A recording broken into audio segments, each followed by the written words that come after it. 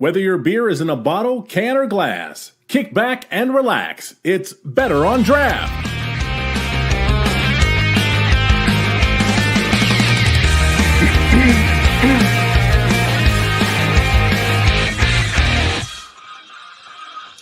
Hello and welcome to Better on Draft. I am Rob, one of your hosts, and with me today is Wendy. Hey, Wendy, how are you doing? What are you drinking?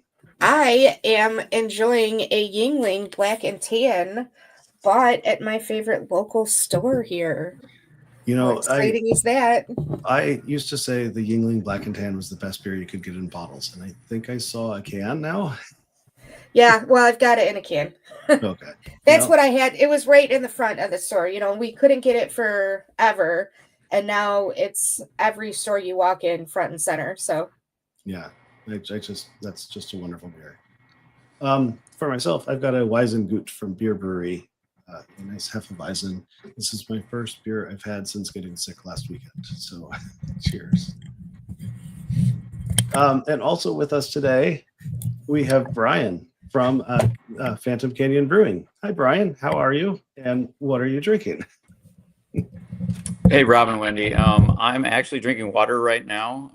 I'm actually on vacation with some friends in New Orleans and just came from Brew Carré, which is a brewery here in the French Quarter that I'm visiting. I just had the last beer that I had was, and I'm sorry I don't have it here to show everybody, but it was actually a Lichtenheiner, which is a beer that you don't really get at too many breweries nowadays, but kind of a smoky sour beer, and it was fantastic. So I'd really want to shout out that brewery that I just came from. They were fantastic. They had a bunch of really awesome beers on tap. So right now I'm just drinking water, being responsible. So I'll probably get back to it here in the French Quarter in the next hour or two.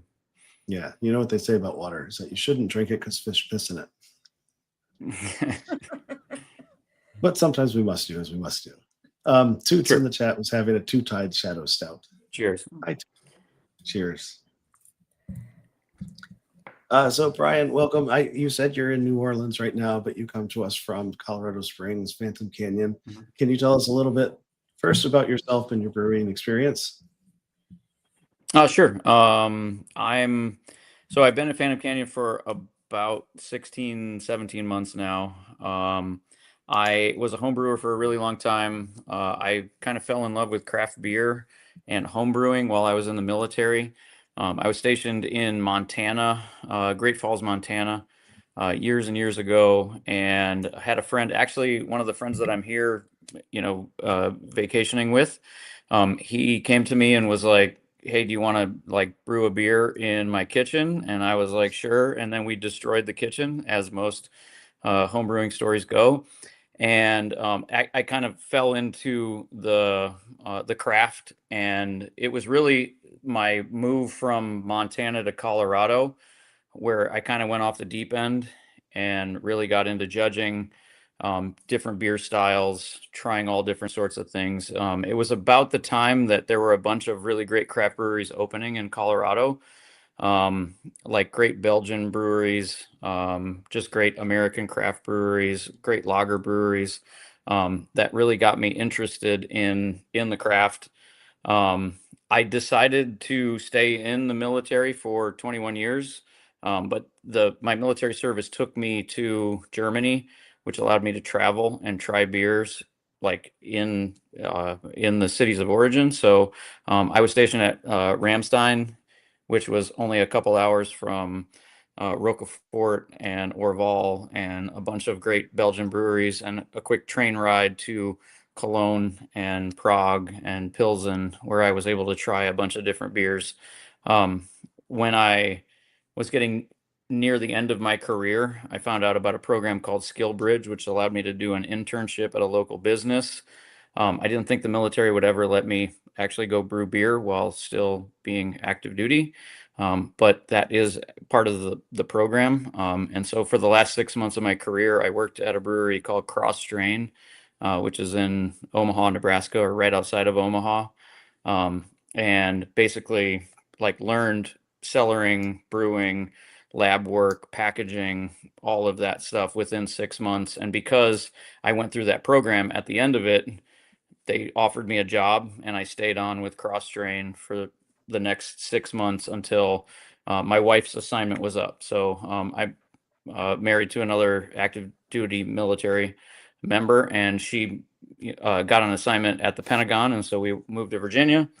And so I went through that whole like homebrewing experience, and then transitioning into professional brewing, and then kind of bounced around from there to Virginia, and then back to Colorado, and then kind of ended up where I am at Phantom Canyon, like I said, about 16, 17 months ago. I was looking you up before the show, of course, because that's what I should do. But I saw that you had recently been at Caboose Brewing, and I was there in February, so I don't think that we overlapped, because that was definitely after you had left. But yeah, the only beer I checked into there was ales for ALS. ALS, yep.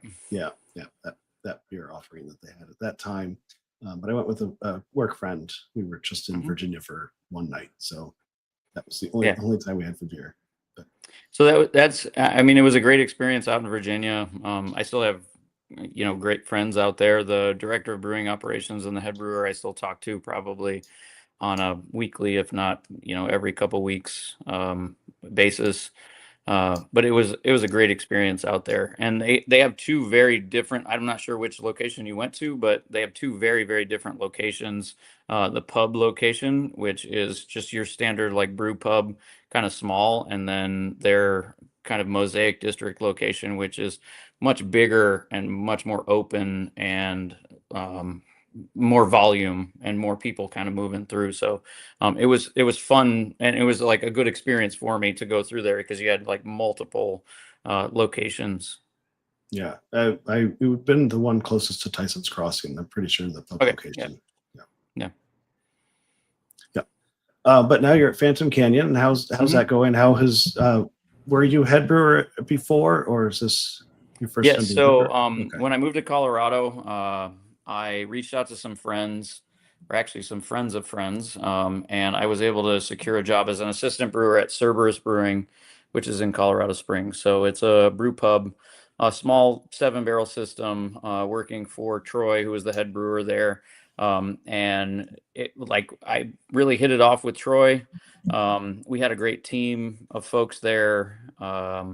It was probably my most fun brewing job because of the folks that I worked with, and the front of house, and just kind of the pace of everything that was going on there.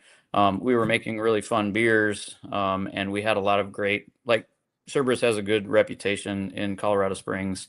And then one day Troy notified us that he was leaving, and that he was going to recommend that I was going to be head brewer. So I moved up to be head brewer, and was there for a couple months when the job at Phantom Canyon opened up. And in Colorado Springs, Phantom Canyon, I mean, we're the oldest brewery in Colorado Springs. We've been, we're in a 120-year-old building. It's a historical site. We've been here for a while. So when that opportunity presents itself, you kind of got to throw your hat in the ring. And I was lucky enough to get selected when I threw my hat in the ring there. So like, I worked at Cerberus for a while, was head brewer there for a while, and then like I said, the job opened up at Phantom, and I transitioned over to there about 16, 17 months ago. So all right. I'm going to ask one more and let Wendy have a chance at you. But so you're in Colorado Springs. Can you walk us through a little bit, like, how does Phantom Canyon sit in the city? How does the city fit within your world, I guess? I guess geographically, like Colorado Springs is on the Front Range in Colorado. So the state is kind of broken up by obviously the Rocky Mountains. To the east is, really plains. And then, you've got Denver up north, and Colorado Springs, which kind of anchor the north and south parts of the state along I-25. Colorado Springs has been growing over, the last couple of years, and is kind of spreading out. Mostly to the east, because to the west is the mountains, and they don't build a lot of homes, on those mountains out there. In terms of like where we are located in the city, right downtown, we're in the Cheyenne building. right across the street from us is a famous hotel called the Antlers Hilton. We're on Pikes Peak and Cascade. Um, like we're one block off of the main kind of thoroughfare for downtown, which is Tejon. And so we're within walking distance of pretty much anything that you would want to go to, kind of in the downtown area of Colorado Springs. And when the brewery was founded in 1993, the building was saved. It was going to be demolished and turned into a parking lot, like pretty much all of the area around us. And John Hickenlooper, who was the original owner, saved the building and built a brewery within the walls. We've since expanded kind of to the north of our building, and that's where our new brew house is, the one that I kind of inherited. I'm happy because that's a much better brew kit and like brew system than what was there before. But we've kind of expanded our footprint a little bit to where we can provide more volume of beer to our customers that are coming downtown. Does that answer your question? It does, yeah. Okay, Absolutely. cool. So before we get into talking about Phantom Canyon, because I definitely have lots of questions, I noticed that you are a cicerone and a beer judge. Yep. Do you have like the actual BJCP beer judge title? I'm BJCP certified judge, and then I'm a certified cicerone. So I've gone through both of those like certifications. Did you do those at the same time? What's that? Did you do those certifications at the same time? I did not actually. When I was preparing for the cicerone, it was when the cicerone was being developed, and I was actually preparing for a national level BJCP. And so it was when I was in Omaha, Nebraska, and I was studying for national. And then like that's when Ray Daniels kind of developed or was in the process of developing the certified cicerone program. And at the time there was, I think, just certified beer server, certified cicerone, and master. They hadn't even released the advanced cicerone yet. So there wasn't even that in between. So at the time I was like, well, I've done all this studying for national. Let me just take certified cicerone. And I ended up passing that test. And it was actually pretty rigorous. It was very intimidating. I took it at I'm studying for it right now. yeah, it was rough. I took it at Boulevard Brewing in Kansas City. So I drove down to Kansas City and sat through the test and wrote everything out. But to be completely honest, I got lucky with some of the essay questions that they asked, because they asked about areas that I was strong in. And so like I did well on some of those sections, but then on other ones that I wasn't particularly strong on, I feel like I stumbled through them. So at the end of it, at least for mine, I'm not sure if the test has changed, but they do a video section at the end where they like hand you a faucet and they're like, well, how do you take this apart, and how do you clean draft lines and do all these things? And at that time, I was very weak on that. Since then, I've learned a lot about draft just because I've had to, because of the last couple of jobs that I've had. But at the time, that was like really a weakness. And when I walked, that was the last thing I did. And I walked out of there and I was like, I don't know why I'm doing this. Like, I failed this test. But I ended up doing well on some of the beer and food pairing and off flavor and like a lot of the other stuff early on. So yeah, it was a great experience, but I was certified in 2013 or 14. So it's been a little while. So I asked that because I have friends that are both, obviously, and I was trying to decide which route I was going to take, because I'm not very good at making beer. I would call myself a home brew failure. Okay. I've tried like 3 different times on my own and it doesn't work. I'm going to have somebody come in and actually teach me how to do it so I can do it myself. But I'm really good at drinking beer. Okay. Me too. So I'm like, I can talk about beer all day long. So I figured the cicerone and the beer judge would be a better direction for me than learning to brew. Yeah, I mean, I would say the real advantage to Cicerone, especially if you have the materials that are available, and I know that there's a lot more material now that's made available to prospective, folks that are taking the tests. Um, you go into a lot more than BJCP. Like BJCP is strictly focused on the beer, excuse me, and judging that beer right there. But if you want to work in the beer industry, I would say that Cicerone with beer and food pairing, especially for my position at a brew pub, like I'm constantly having conversations with my executive chef and my front of house folks about beer and food pairing. And I'm constantly working with my cellarmen and my other brewers about draft issues. And so Cicerone gives you more of those things versus just like focus on the beer 100%. So I think that that's where, like, if you're going to work in the beer industry, Cicerone may be a way to lean and kind of focus on. So, but I just saw both of those certifications and I was like, oh, that's a lot of testing there. Yeah. So let's talk a little bit more about Phantom Canyon. Okay. I personally love to travel. So what would make me want to come and visit Phantom Canyon? I would say, so we're kind of a one-stop shop. We have like I mentioned before, the historic building. So we have kind of the location, the historic building.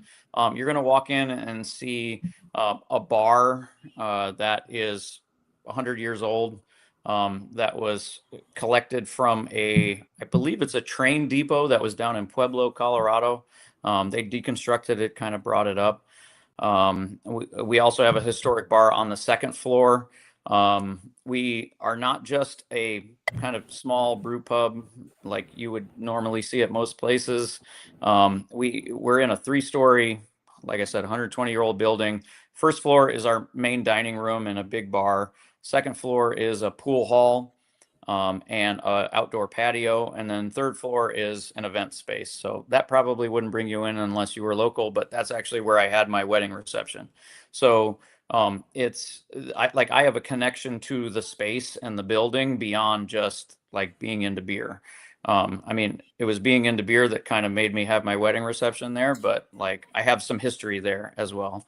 But on top of that, I think we have kind of a great, on the food side, we have great folks that are like working on the food, creating new beer specials. We're trying to incorporate, this is one of the things that I've been trying to do over the last year or so, is incorporate more beer and food pairing into the menus, and working with our front of house staff to be able to talk confidently about how to pair beer with food and make decent recommendations. So I think those are some really positive things. But I would also say, like, where our location is, we have a bunch of other great breweries around us, or a bunch of great restaurants around us, and then just the reason I moved to Colorado is because of the mountains. I love fishing. I like to go fishing. So like you could come get beers from us, grab a couple crowlers, and then go out for a hike. Go hike the incline, which is this. It's kind of a staircase that's near us, but it's super difficult and kind of goes up the side of Pikes Peak. But you could also go out and go fishing and all of that type of stuff. So I think those are all draws that would bring people to Phantom Canyon and to Colorado Springs. I think we have good beer. I think we have good food, but the community is great, and the outdoor draw is really one of the biggest things that I think that brings people to Colorado Springs. A quick question about crowlers. The timing and logistics didn't permit it when I was in Colorado Springs, but could you bring a crowler to the Garden of the Gods? If that's what it's for, I believe right? so. As a beer garden. Yeah, I believe so. I'm not sure if they have any specific rules there, because I'm not sure if it's like Garden of the Gods, if it's like specifically a state park or considered a national park, or if there's any like specific rules. But I don't think anybody, like, we're in Colorado. I mean, like, I'm normally in Colorado, but like, I don't think anybody's going to mess with you if you had a crowler and you were enjoying a craft beer in Garden of the Gods. Okay. It seems like what it's made for. Yeah, exactly. Yeah. Sorry to interrupt, Wendy. That's okay. I did just look it up, and according to AI, you cannot bring beer into the Garden of the Gods. They park Okay. has specific rules stating that alcohol is not permitted. Oh, that's Just sad. want to put that out there for legal reasons. For legal So, reasons, sure. Yeah. Yeah. So tell us a little bit about the culture there at Phantom Canyon. Like, what are the types of beers that you guys focus on, and how has it changed since you took over? I would say, so we were founded in 1993, so we're celebrating our 32nd year this year. So we've been around for a really long time. What that means is we've been making classic styles for a really long time. So when I started attending or started frequenting Phantom Canyon back in the day, it was amber ales. There was a peated porter. There were some like old school, like your typical like malty, piney OG IPAs. Even like a beer engine. Like we still have beer engines on both floors. And so that's kind of what we were known for, is kind of, if you think of mid 2000s, there were a lot of breweries out there that were making English ales and, a lot of those type of classic English styles. We would delve into some like a German Pilsner and some other things. Over the years, it's kind of swung back and forth depending on who the head brewers are there. I would say that my preference, um, when I was interviewed, I told them I'm not the most like crazy creative brewer in the world. Like I'm not going to put pop rocks in your beer. I'm going to make like a classic style. Like I want to continue, like to me, experimentation is a different hop in a German Pilsner, because I'm trying to work on like perfection or like perfecting that specific style or learning more about those individual ingredients. And so like you'll see that our tap list is like we don't have a lot of adjuncts and different things in there. Our flagships are a Mexican lager, a Hefeweizen, a red ale, and kind of an old school IPA. And that's kind of our wheelhouse. And then the other taps that we have, we're able to kind of experiment. And I do like hoppy beers, so I typically try to keep a West Coast IPA on all the time. But my true love is really lagers. So like like right now we have a Helles on, a Fest beer, a Mexican dark lager, a Mexican lager, and we have a Dunkless Bock. We're working on potentially making a Baltic Porter. Like that's kind of where I like to be in terms of what I'm interested in brewing. And I think part of that is like I have a long, brewing past, but not necessarily professional brewing. Like when I got into beer, it was a really long time ago, but I ended up staying in the military for an extended period of time before I started professionally brewing. So I still have some like ideas about like classic styles that I want to try and I want to make. So that's kind of where I'm at in terms of how I build our tap list, and how I want to kind of develop our culture. The nice thing is like people come to us, and I don't want to say that we're a restaurant first, but it's probably like 50-50 beer and food. And so, I don't want to say that a lot of the like kind of more trendy out there styles don't work as well with food, but I think the beer and food pairings with some of those styles are more difficult. Where like if a Märzen works well with lots of different types of food. It's going to work with hot wings, and it's going to work with a burger, and it's going to work with like lots of other things on the menu. So I think it kind of fits what I do. and as well as kind of our history. Like a 32-year-old brewery isn't one that's, going to come out and make a, triple dry hopped, triple IPA or something like that. Like I'm trying to perfect our fest beer every year, make it better every single year, and perfect our barley wine every single year, and like kind of work on the tiny little details. So that, I think that's kind of, hopefully that answers your question, but like that's kind of my thought process and my approach to all of this. It definitely does answer my question. I actually was thinking, man, I would have a hard time picking a flight based on everything that you were just saying. But I did notice that you have like preset flights on your menu. Yeah. So I'm going to go out on a limb and say, I take it you're a pro flight guy. I am. When I arrived, we had build your own flight. I am a build your own flight person myself. However, I probably like y'all, I go to a lot of breweries, and I have seen the changes from like 5 to 10 to 15 years ago. And a lot of times, I also worked at a brewery through COVID where you couldn't really talk to people. And the brewery that I worked at was all QR code. So there was not a lot of interaction between servers.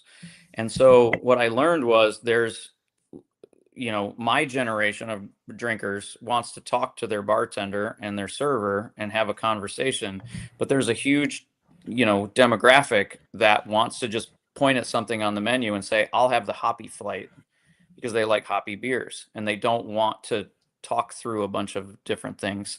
And so about 6 to 9 months into my time at Phantom, I introduced these pre-built flights onto the menu, and we ended up selling 3 times as many flights. And I think part of it was just conversations.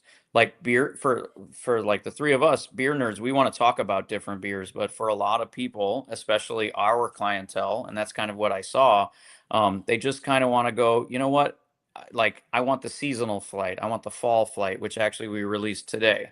I want the hoppy flight. I want our flagship flight, and it's easy for them. And what it's led to for us, and I'm not sure how like nerdy we can get into like some of the business side of it as well, but like what it's led to is more sales after that initial flight. Because like if they go, okay, I want your fest beer, and then they're like, I don't like that beer, and then they cash out and leave, then like that sale is done. But if they have the, brewer's flight or the, the fall flight, then they may go, you know what, I really like this milk stout. I'm going to have a pint of the milk stout. And so it kind of continues that sale. So I am a flight guy, not personally, but like from a business perspective, I think it really works, and I think it helps, at least in our market. I'm not sure how that would necessarily work in everybody else's market, but in Colorado Springs, it seems to work pretty well. When we talked about this on our last show, it was everyone was pro flight. We were all pro flight, but so it wasn't much of a discussion or fight about that. Ken, our previous host, would fight. It's a lot of work for the server sometimes, and you just have to be aware of what's going on. And, it absolutely is. And I'm of the mindset that like sometimes you don't know a beer till you're halfway through it, and it's a pint, or you're on your second one. Like there have been several beers where I'm like, well, this is okay, and then I have a second one, and I'm like, actually, this is really great. So like I understand exactly the argument on the other side of that. And then part of that too is a balance with your front of house, and having enough taster glasses. Like that was one thing where I was like, oh, I'm going to introduce this new thing. And then we didn't have enough like actual trays for our taster glasses. Like the amount of time that it took to clean those glasses when it's super busy. So there is, there are some logistics behind it that need to be dealt with to actually get you to that spot. But if like, to me, the end state is a happy customer. And then from a business perspective, that second sale. So if I can get somebody a flight in their hand, and they're happy with at least one or two of those beers in there, and it leads to a second sale, then all of the other logistics that leads up to that are worth it. So It was the second sale part was what caught me, because last time we talked about this, it was I admitted that I'll often get a flight, and then not trying to make a comment on anybody's beer or anything, I would then get a pint of something that wasn't in that flight. yeah, I I mean, do it a lot. yeah, So yeah, I I've will definitely done that sometimes as get a well. pint from the flight, but usually, yeah, it's something new. Yeah. Generally, the beers that I pick in my flight give me a very good idea about Yes. the The brewery brewery. that Yeah. I'm at. Mhm. So I can figure out, oh, this probably is going to be good then. Mhm. Yeah. If their delicate beers aren't particularly delicate, then maybe you want to go with the hot bomb for a pint. And I would say that that's probably, I don't know. I think that's kind of where our market is you want to try as many different things as possible on the list. Like I know I walk into a place and I'm like, I can't drink every beer here, but I kind of want to. Like I'm interested in lots of these different things. And I think that that's kind of where most consumers are nowadays. So if they do get a flight, a lot of times they're like, okay, yeah. Like for me, like my happy place is usually like a pale ale or an IPA. But I love lagers, and so I'll get like a flight of lagers and then be like, okay, yeah, just give me the West Coast IPA or something like that. And that's kind of what I, finish with or something like that. So Um, I wanted to go back. I'm sorry, I didn't write it down, and I should have, because there was something that you said when you were talking that I wanted to ask. You kind of mentioned about how the beer scene has changed over the time that you've been in the scene. How what's kind of trending right now in Colorado Springs? I mean, I think it's pretty standard of what's trending across most of the country, like IPAs, especially craft breweries, IPAs.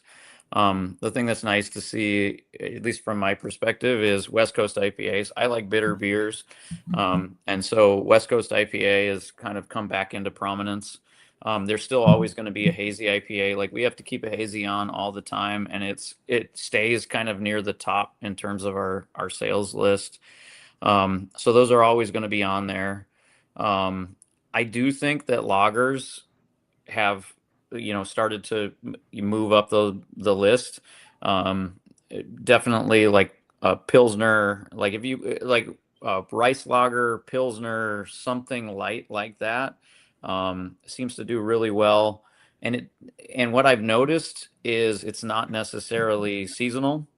We're able to sell some lighter beers. I mean, our number one seller is Mexican lager, and it crushes like every week. So I think our demographic or our clientele, our customers are accustomed to that like kind of lighter beer, and so being able to upsell them to a pilsner or a Kolsch or something, that's a little bit more premium than that Mexican lager is not that big of a pivot. And so from our perspective, like we've seen great sales. Like this time of year, fest beer, like I don't make a Märzen just because I lived in Germany and I'm used to going to Oktoberfest or a lot of the other fests in Germany. And we get a pale colored German lager at this time of year. And so that's what I've always wanted to make when I came back to America, just to kind of educate folks on, typically you're not getting Sam Adams Oktoberfest in, Bavaria. Like that's not the beer that Right. Germans are drinking at that time of year. They're getting a fest beer.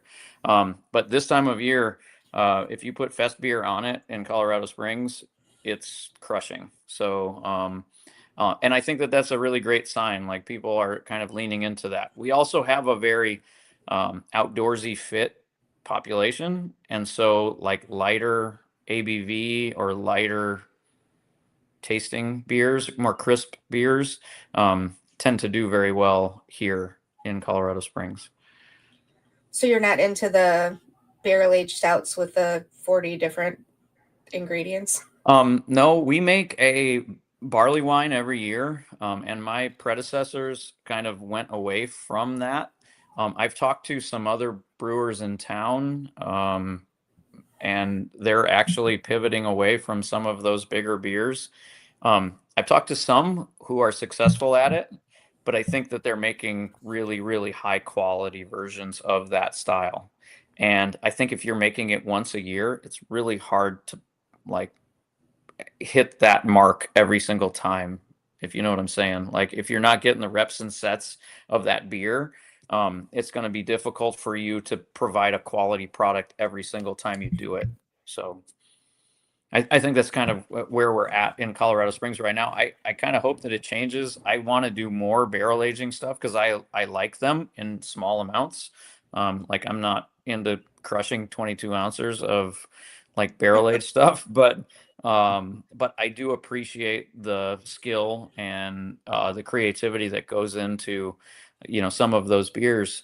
I just don't know if there's as much of a market for them here in Colorado Springs. In Denver, different story completely. There are some fantastic breweries up there.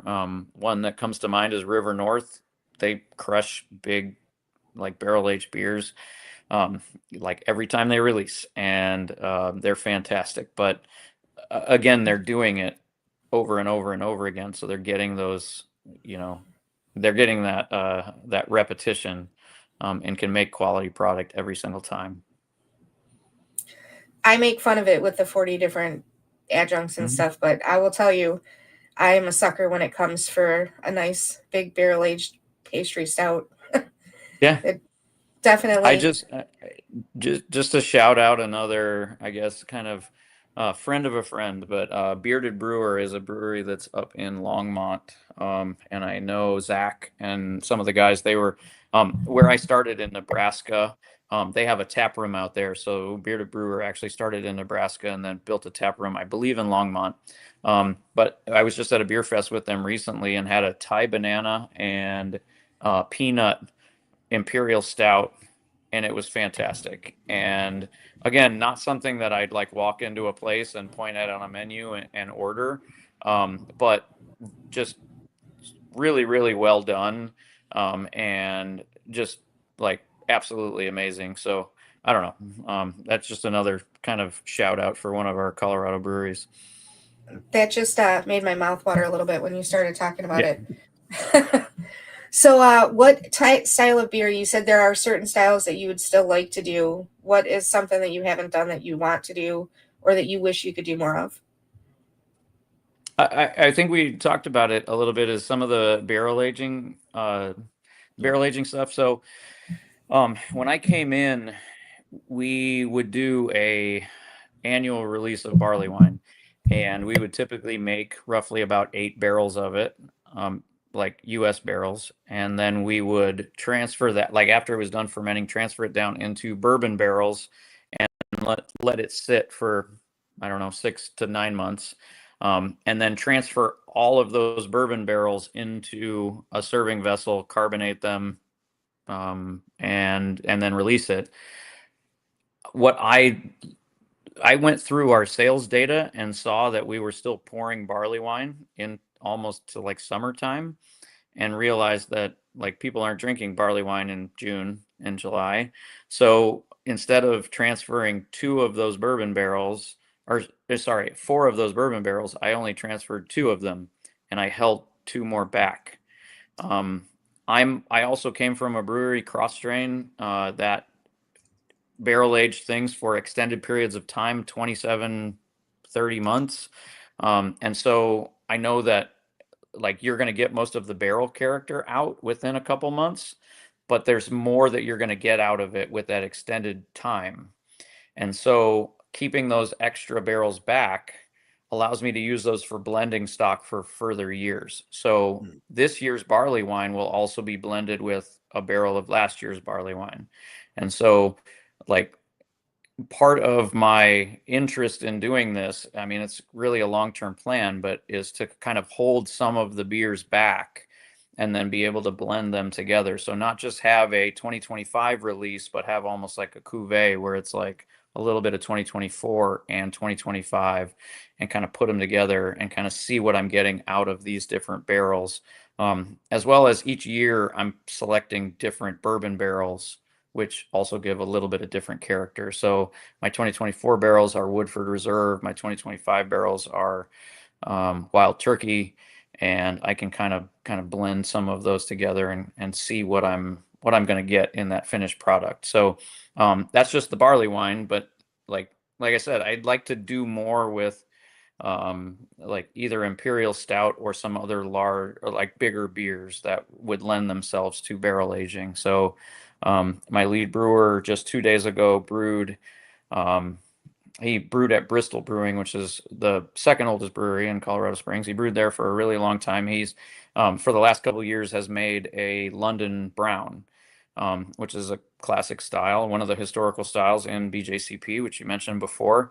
But he was like, let's make an imperial version of that. So we just brewed what will likely end up being about an 11 or 12% London Brown that we'll likely put into barrels as well. So again, not that barley wine, not a stout, but kind of somewhere in between because it's very dark, but doesn't have that significant like roast character.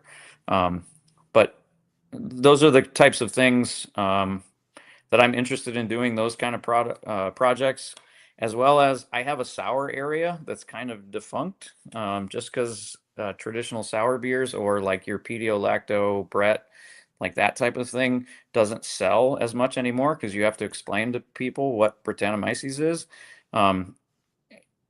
Like I want to try to bring some of that back, but like I don't know. There's also part of me that's like, is this a bridge too far, or am I pushing in a direction that the market's not really, that's kind of that portion of the market has kind of dried up.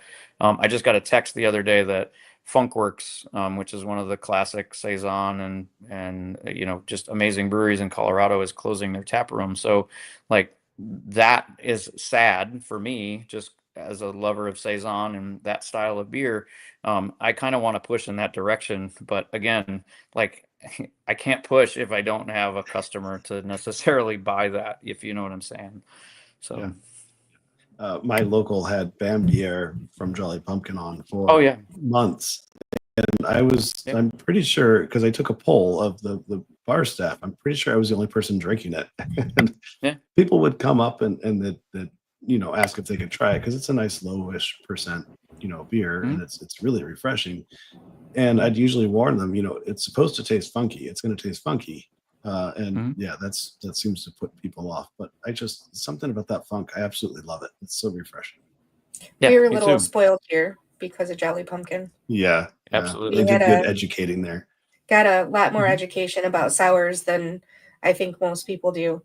I think it's cyclical though, because every few years you notice that things change. I know the hazy IPAs, man, they've been right at the top there for a really long time. But I have noticed, like you mentioned in Colorado, that the West Coast.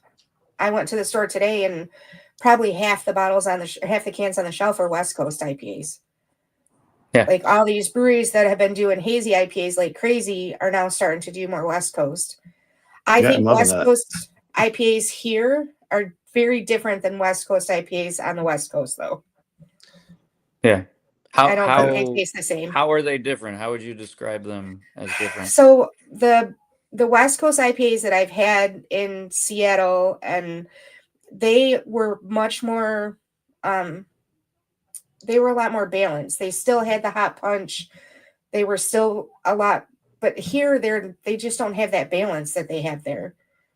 Mm-hmm. I feel like it went through kind of a period of time where they were still, the Midwest IPAs were more, they felt more malty, but still had lots of hops. And then the West Coast had really tropical hops. They might have some malt, have some malt to them, but not as, then you'd get the really, just the almost thin, but just hops. That's all. That's like almost hop water. And you'd find some of those around too. I feel like it's the Midwest version that I was used to anyway that's coming around now, and I welcome that a lot. I think that's a good balance. Yeah. It's different from when the IBU wars were going on. Yes, And that might be definitely. what I'm thinking of too, because some of those West Coasts were from before the IBU wars really got going, and things got kind of stupid then. Yeah. Yeah. And it turned me off on IPAs a lot. I really had to work hard to develop a palate to like IPAs in general. Yeah. You mentioned a hazy IPA earlier, and I have to ask because one of my brewer friends who we've had on the show before, he brews one called Under Duress, which I think says everything about how he felt about hazy beers. But he started to like it now. And did you feel that way about yours? Like it was something that you had to brew because everybody has to have a hazy, and now you've come to like it? Or No. okay. So I was part of the crowd, I guess, back in the day when like Heady Topper and the Alchemist and like some of the beers from the Northeast were kind of making their way across the United States, where I was like I'm a clear beer guy. So like if I make a lager that's supposed to be clear, it's going to be clear. If I make a hazy, it's going to be hazy. Like I'm about what it's supposed to look like. And my first reaction to hazy IPAs was kind of like, I don't know. I kind of recoiled from it a little bit.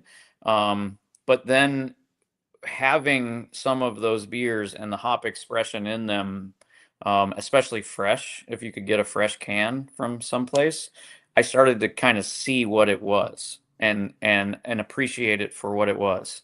And so very early on, I was interested in trying to make one of those beers when I was home brewing. And then when I transitioned into professional brewing, the first brewery that I started at was a hazy IPA factory.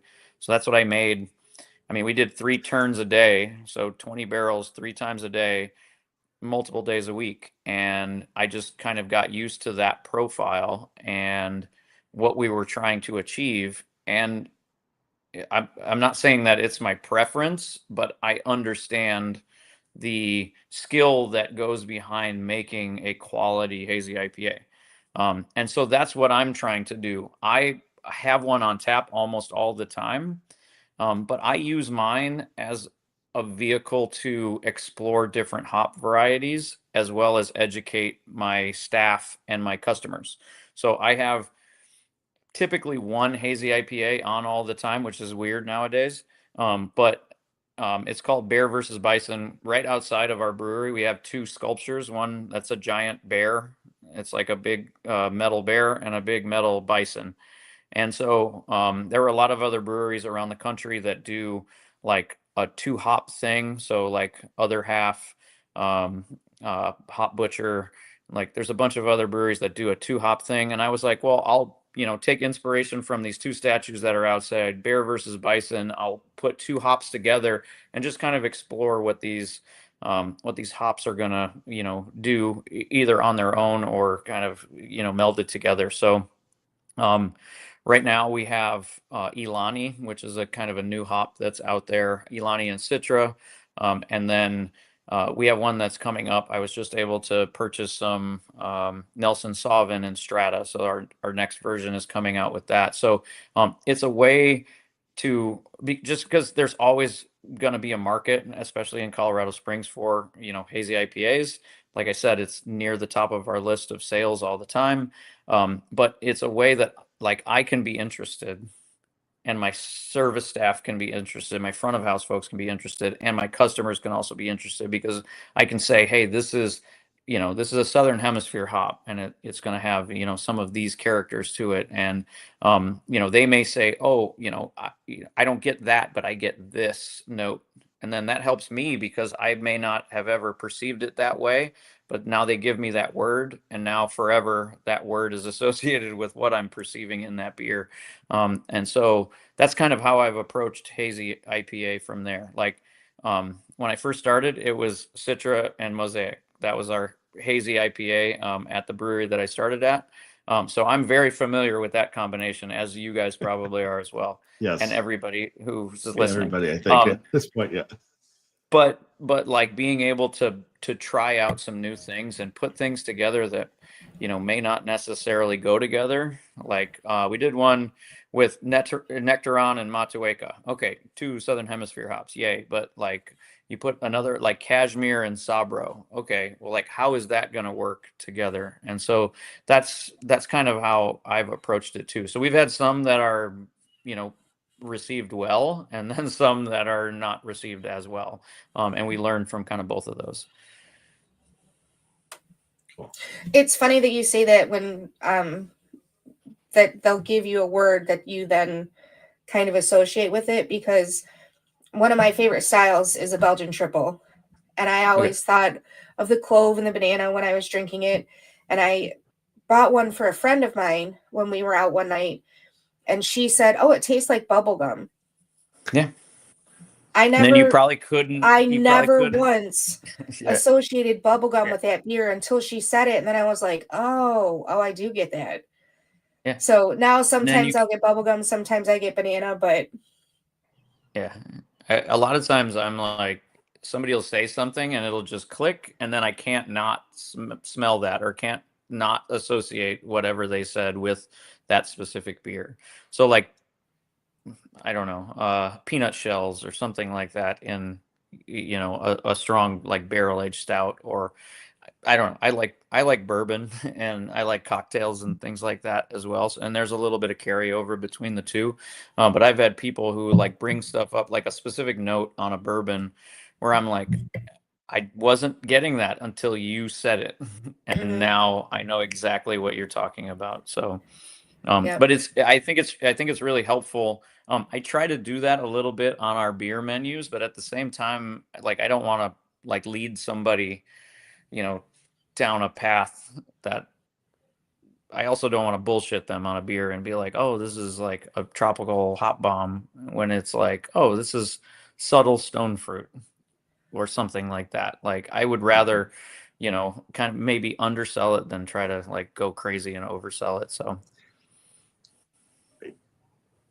There has been plenty of beer that I try to taste the beer before I figure out what the tasting note should be, because then I have kind of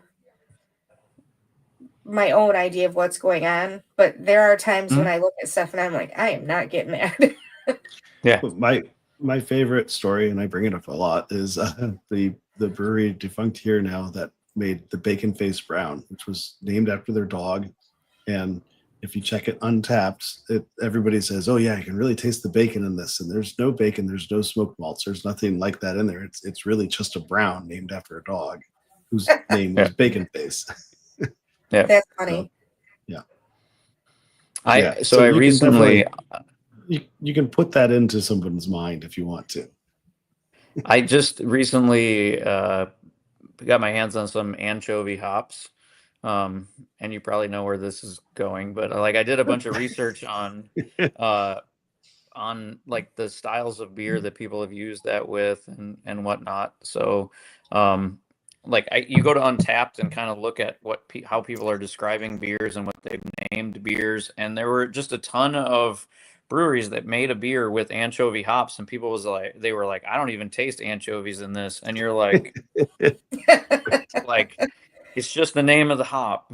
So like as much as you try to kind of help, sometimes folks just don't kind of understand either the beer name, the beer description, or the ingredients or something like that. So anchovy hops do not taste like anchovies.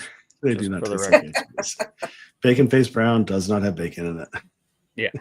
Yeah. Brian, it has been wonderful talking to you. We are coming up on the 1 hour mark, and so we are going to start to wrap things up like we usually do by asking questions that may or may not be related to beer. And I will go ahead and get started because I jumped into this. And usually I ask about board games, but this time I have to ask because I've been to Colorado Springs. But it was the last time was before Untapped even existed as a thing. So I have no beer history there that I can easily look into. But one thing I do remember is going up Pikes Peak. And so I have to ask you, are Pikes Peak donuts worth the drive? I say no, but they're worth the hike. I've hiked to Mm. the top of Pikes Peak.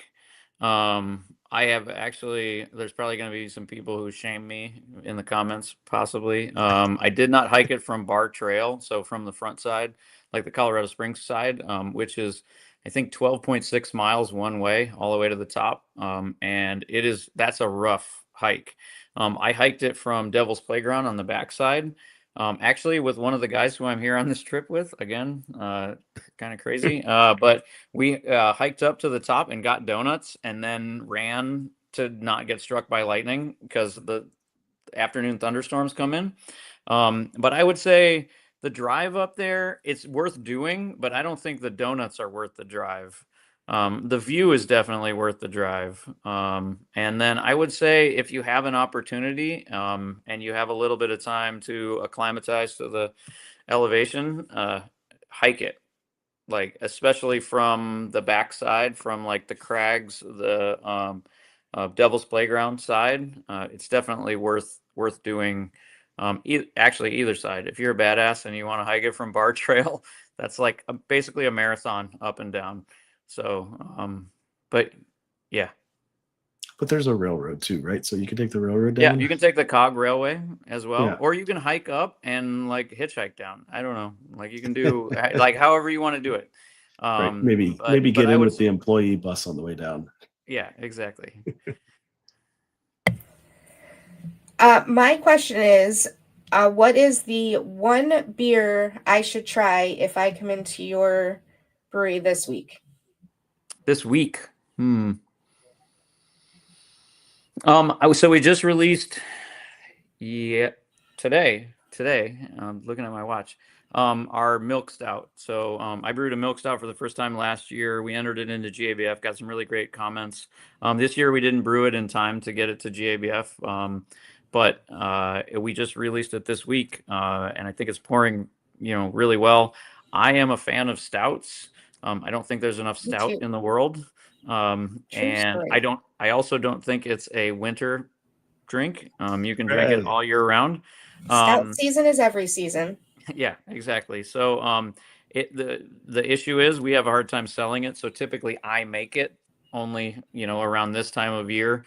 So I would say Moonlight Milk Stout would be the beer that I would come in and try. If you're a lager person, a beer that's getting close to kicking but still doing very well, like brewers and beer nerds know that as something sits on the line longer, it typically goes downhill, especially IPAs. Lagers tend to last a little bit longer, and this one is still drinking really great. It's our El Borracho Feliz, which means the happy drunk in Spanish. It's a Mexican dark lager, and we serve it like half liters at a time. It's still pouring really great. I don't know. I kind of want to make my plug for dark beers just because there's not as many dark beers out there anymore, and then just lagers in general. So, El Borracho Feliz, I'd say those two. Awesome. Sounds great. Yep. Brian, do you have anything coming up that you want to plug or let us know about so that people can find it?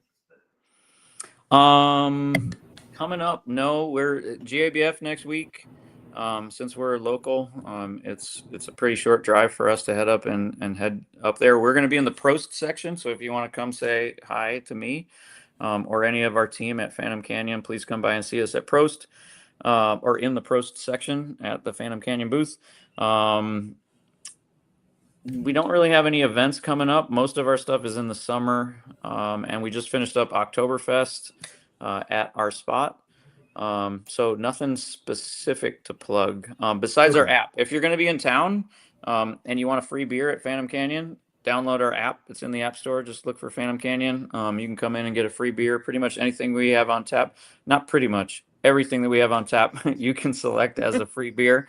So just download the app. All you got to do is register, and you can get a free beer if you come by and see us. So, and if you see me in the brewery, just knock on the window and like say hi and give you a brewery tour. So Awesome. Nice. What do you got going on, Rob? Oh, I'll be in Orlando this week, but I'll be back in time for the show with Burnham Brewing on Friday. Awesome. I'm really excited about the Burnham show. It's a beer in Indiana brewery in Indiana that I can just started getting here in Michigan. So I was so excited when I got to go there and actually meet them and get them to come on the show. I don't have a whole lot coming on this month. My parents are taking a trip. They're taking a vacation so that I can take a vacation later. So I just have like a beer and wine tour in Petoskey that I will be able to chat about later and post some things on. And then in November, I'm going on the cruise. So Sounds good. Yeah. that's all I got. Yeah. Well, it's good that things are slowing down a little, I think. Yeah. All right. With that, I think that we will go ahead and end the show the true way that we end every show and say, whatever you think of your beer, we think it's better on draft. Cheers. Cheers. Good night. Thanks, guys.